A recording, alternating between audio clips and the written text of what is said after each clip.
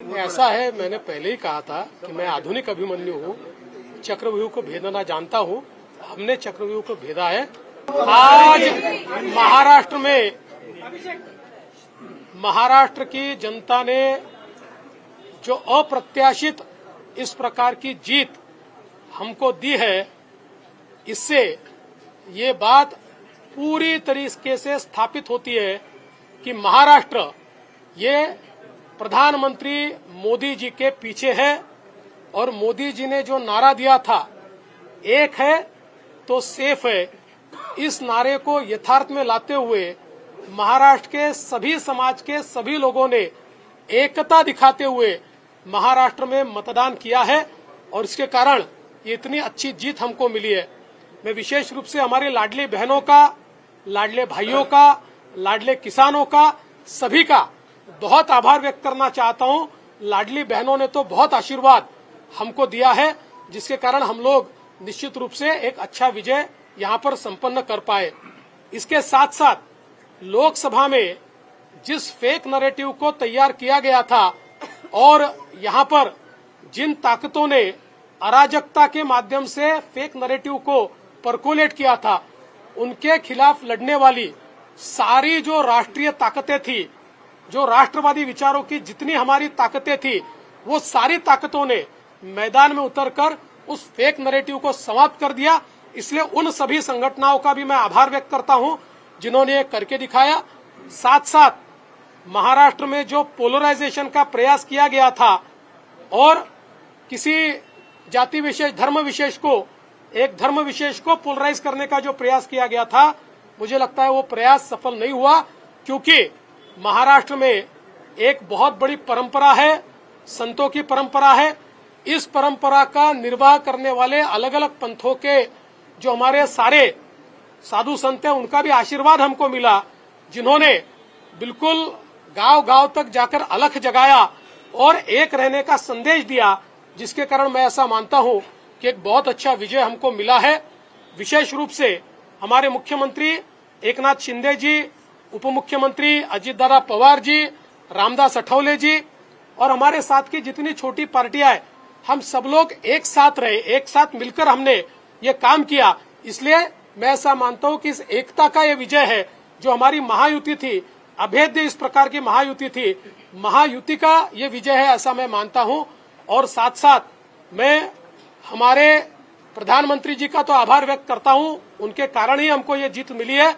लेकिन हमारे देश के गृह मंत्री श्री अमित शाह जी, जिन्होंने महाराष्ट्र में आकर कार्यकर्ताओं में एक ऊर्जा का संचार किया, मैं उनका भी आभार व्यक्त करता हूं।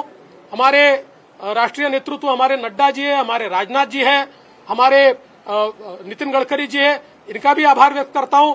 हमारे जो चुनाव के प्रभारी है, हमारे जो महाराष्ट्र से मंत्री है, इन सभी का मैं बहुत दिल से आभार व्यक्त करता हूं कि पूरी पार्टी ताकत से हमारे साथ खड़ी हुई। और सबसे महत्व की बात है, हमारे नेताओं ने, हमारी पार्टी ने केवल बीजेपी की सीटों पर काम नहीं किया, हमारी पार्टी ने सारे के सारे महाराष्ट्र के जितने 288 सीटें थी, हमारे दोस्तों की सीटों पर भी काम किया। और मुझे ऐसा लगता है कि इसके कारण एक बहुत अच्छा यहाँ कार्य संपन्न हुआ। हमारे भूपेंद्र यादव जी, अश्विनी वैष्णव जी, हमारे शिवप्रकाश जी, इनका भी मैं आभार व्यक्त करता हूँ।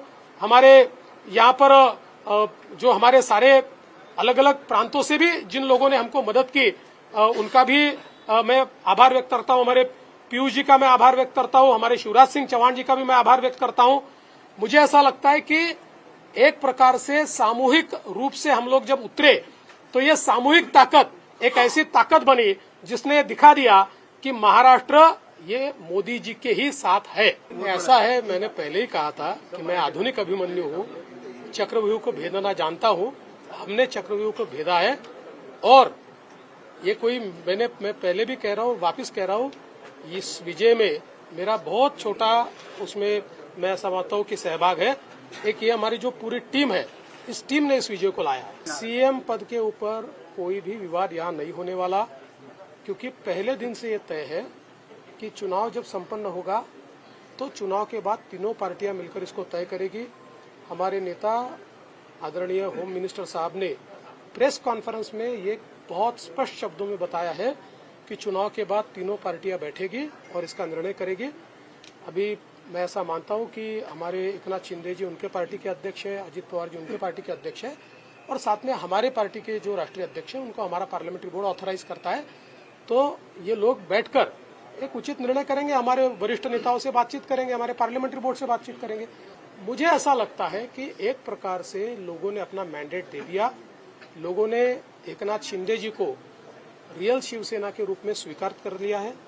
बाला साहेब ठाकरे की, हिंदू हृदय सम्राट शिवसेना प्रमुख बाला साहेब ठाकरे की जो शिवसेना है उसकी लेजिटिमसी ये एकनाथ शिंदे जी को मिली है, और जो मूल एनसीपी आहे उसकी लेजिटिमसी मला असं वाटतं की जेव्हा वारंवार तुम्ही एका व्यक्तीला, एका पक्षाला टार्गेट करता, त्यावेळी तुम्ही जे टार्गेट करता त्यातली हवा पण निघून जाते आणि त्याची तीव्रताही कमी होते आणि लोकांना त्याचं सत्य समजतं।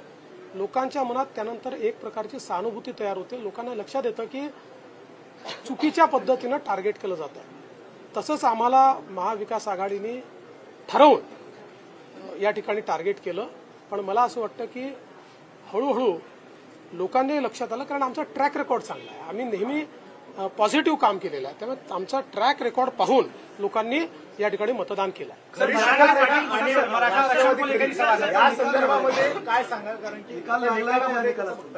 मला असं वाटतं की या निकालाने एक गोष्ट स्पष्ट केली आहे, हिंदू हृदय सम्राट शिवसेना प्रमुख बाळासाहेब ठाकरे यांची शिवसेना ही एकनाथराव शिंदेजींची शिवसेना आहे, किंवा एकनाथराव शिंदेजी ज्या शिवसेनेचे प्रमुख आहेत तीच शिवसेना ही आता या ठिकाणी हिंदू हृदय सम्राट शिवसेना प्रमुख बाळासाहेब ठाकरेंची आहे। त्याची लेजिटिमसी जी आहे ती आता एकनाथराव शिंदेजींकडे आलेली आहे, आणि तशीच राष्ट्रवादी काँग्रेसची लेजिटिमसी जनतेनं अजितदादा पवारांना दिलेली आहे। सर, तुम्हाला दोन फोन आले, एक काय नेमकं बोलणं झालं आईसोबत आणि अमित शहा? आईचा तर फक्त आशीर्वाद घेतलाय, आईने आशीर्वाद दिलाय, आणि अमितभाईंनी खूप आनंद व्यक्त केला, आणि अमितभाईंनी या ठिकाणी आमचं अभिनंदन देखील केलं। मराठा आरक्षण को लेकर बड़ा मुद्दा बना, इसके बावजूद आपकी पार्टी बड़ी जीत यहाँ पर हासिल करी। आपके ऊपर चूंकि एक तरह से आरोप हुआ, आपको अभद्र शब्दों में आपके खिलाफ जो है आलोचना करी गई, क्या ये उस वजह से मराठा आरक्षण का जो एक आंदोलन था वो फेल हुआ, और जो मैंडेट था वो अब कहीं न कहीं आप लोगों के? देखिए, मैंने इससे पहले भी कहा था कि लोकसभा के चुनाव में हमको 43.6% मिले थे, उनको 43.9% मिले थे। तो अगर मराठा समाज ने हमको वोट नहीं दिया होता तो क्या हम 43.6% पर पहुंचते? मराठा समाज हमारे साथ था, है और रहेगा। ओबीसी समाज हमारे साथ था, है और रहेगा। सारे समाज, आज आप जब इसको डिसाइफर करेंगे, जब आप इसका विश्लेषण करेंगे तो आपके ध्यान में आएगा कि सब समाज हमारे साथ में। देखिए, हर समाज की अपनी इच्छाएं होती है, आकांक्षाएं होती है, लेकिन उनको ये भी पता होता है कि अपनी आकांक्षाएं पूर्ण करने के लिए प्रामाणिकता से काम कौन कर सकता है, तो लोगों का विश्वास हम पर। वीके न्यूज, राष्ट्र के नाम।